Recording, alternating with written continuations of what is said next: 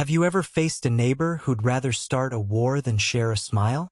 That's exactly what happened to me last winter. I'm Jake, a mechanic living in a quiet Minnesota suburb. My neighbor, Karen, was notorious for her complaints too loud, too messy, too everything. But I never thought she'd take it this far. It started innocently enough. A blizzard dumped 3 feet of snow overnight, and I was out at dawn, clearing my driveway so I could get to work. Karen, bundled in her neon parka, watched from her porch, her eyes narrowing. "You're throwing snow onto my property," she snapped, though I was careful to pile it on my side. I apologized, kept shoveling, and thought that was the end of it. Spoiler, it wasn't. By noon, I'd cleared my driveway and headed to the shop.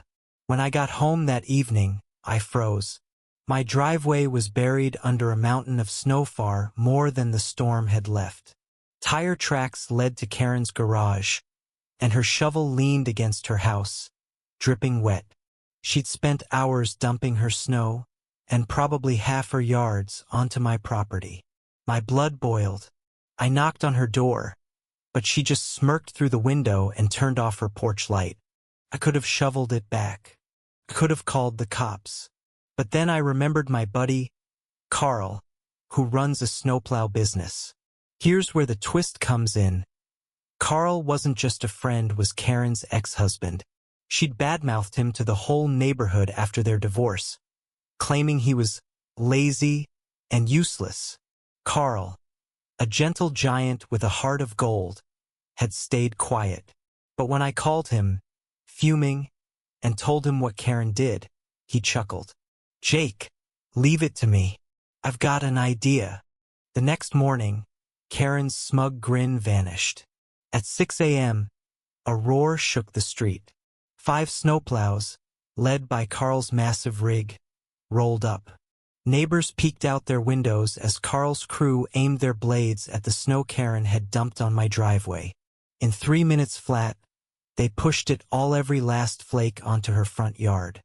Her pristine lawn became a towering snow fortress, her car invisible under the pile. The plows didn't stop there.